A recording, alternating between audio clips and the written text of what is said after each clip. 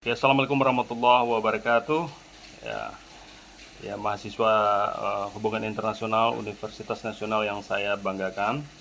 Baiklah, pada kesempatan ini kita bicara mengenai bagaimana perubahan-perubahan teknologi, perubahan zaman mempengaruhi diplomasi. Ya.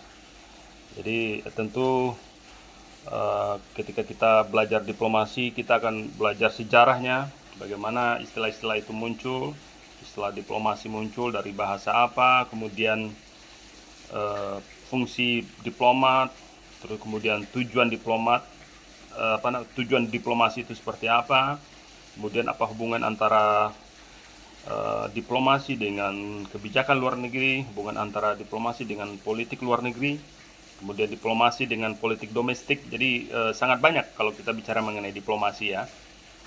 Nah, pada sesi kali ini kita bicara mengenai bagaimana perkembangan zaman, perkembangan teknologi mempengaruhi fungsi diplomasi, mempengaruhi tugas diplomat, kemudian seperti apa pengaruhnya dan bagaimana seorang diplomat menghadapi perubahan-perubahan zaman saat ini. Baiklah, kita akan bicara mengenai perubahan itu sendiri. Jadi selama 30 tahun terakhir, dunia diplomasi juga mengalami perubahan-perubahan, dinamika-dinamika, apalagi perubahan kalau kita bandingkan di tahun-tahun sebelumnya. Kalau kita lihat dalam sejarah diplomasi, ketika tidak ada alat transportasi yang sangat canggih seperti saat ini, tidak ada pesawat, tidak ada kapal laut, kemudian tidak ada alat teknologi smartphone, komputer. Tentu diplomasi itu dijalankan secara tradisional ya, secara klasik. Nah, Anda kan mungkin sekilas sudah membaca bagaimana diplomasi klasik seperti apa, diplomasi lama, kemudian diplomasi baru, diplomasi modern. Mungkin kita bisa membedakan lah. Nah, yang akan kita bahas kali ini adalah bagaimana perkembangan teknologi mempengaruhi peran dan fungsi diplomasi itu sendiri. Jadi kita lihat sekarang bagaimana teknologi itu bisa merubah semuanya. Ya. Kalau zaman dulu diplomat itu atau duta besar lah dikirim oleh pimpinan masing-masing negara atau raja, mereka mengirim utusan ya, karena memang eh, diplomat atau duta besar itu mewakili kerajaannya ya, karena tentu saja dengan banyaknya negara tetangga atau kerajaan-kerajaan di belahan dunia lain tentu tidak mungkin dilakukan secara sendiri oleh seorang raja. Nah, makanya diutuslah duta besar tadi atau diplomat. Nah, ketika zaman dulu tentu dilakukan secara tradisional, secara klasik ya, sangat beda dengan zaman sekarang. Zaman sekarang pimpinan atau presiden bisa berkomunikasi langsung dengan presiden ya, misalnya presiden Amerika Serikat Obama bisa berkomunikasi, bisa telepon langsung dengan Perdana Menteri Prancis misalnya. Jadi memang membuat peran dan fungsi diplomat itu mengalami perubahan. Tapi tentu saja fungsi-fungsi diplomasi yang kita pelajari seperti representasi, ya, negosiasi, fungsi promosi dan semacam itu masih tetap ada. Tapi tentu dengan berbagai perkembangan teknologi akan mengalami perubahan-perubahan tentunya. Jadi apa saja perkembangan-perkembangan atau perubahan-perubahan yang terjadi saat ini yang mempengaruhi diplomasi? Selain kita bicara mengenai teknologi tadi, internet, komputer, smartphone, sosial media. Jadi dalam dunia diplomasi juga muncul perkembangan-perkembangan, yaitu bermunculnya non-state actors. Ya. Non-state actors itu adalah aktor-aktor non-negara. Jadi ketika zaman dulu, diplomasi itu dilakukan oleh lebih banyak dilakukan dan dianggap fungsi diplomasi itu adalah monopoli negara, state actors ya. Jadi fungsi-fungsi diplomasi itu lebih banyak dia lakukan oleh negara, state actors atau diplomat atau duta besar. Nah, kemudian dengan adanya perkembangan zaman, perkembangan teknologi, kemudian perubahan-perubahan, dinamika dalam hubungan internasional, dinamika dalam ekonomi, politik internasional, fungsi-fungsi itu kemudian tidak diambil alih, tapi bermunculan oleh berbagai aktor lain ya. Kita di sini sebut adalah non-state actor. Seperti apa? Ya, tentu non-state actor itu macam-macam. Ada think tank, kemudian ada apa namanya, multinational corporation, ada tokoh-tokoh politik lintas negara seperti Bill Gates Foundation, kemudian George Soros, macam-macam. Jadi mereka juga memainkan fungsi-fungsi diplomasi tentunya. Jadi ini berbagai perubahan ini non-state actors itu sangat mempengaruhi dinamika hubungan internasional. Kemudian saat ini ada berbagai pertemuan-pertemuan tingkat tinggi yang dilakukan oleh swasta. Seperti World Economic Forum yang di Davos, Swiss itu sebuah kegiatan yang diinisiasi oleh swasta, private sector yang mengajak berbagai semua petinggi-petinggi dunia dalam forum tersebut. Kemudian salah satu perkembangan teknologi yang bisa kita lihat yang mempengaruhi cara kerja dari diplomat adalah media. Nah, ini media ini sangat canggih.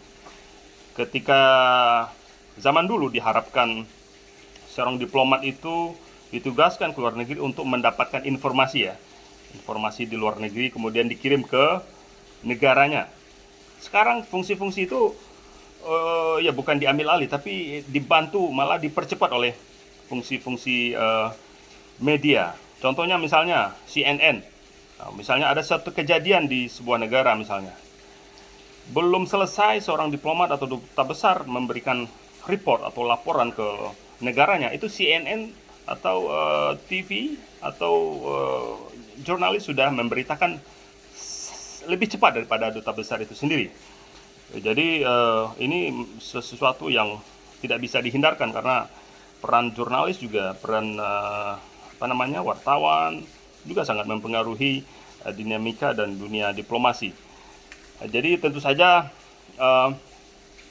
peran dalam hal ini peran jurnalis juga sedikit banyak membantu ya. Malah informasi itu sekarang bedanya sekarang dengan zaman dulu. Kalau zaman dulu informasi itu terbatas. Ya, terbatas artinya disitulah peran diplomat atau duta besar itu ketika mereka berada di negara di mana mereka ditugaskan mencari informasi. Kalau sekarang terbalik. Informasinya sangat banyak, berlebihan bahkan.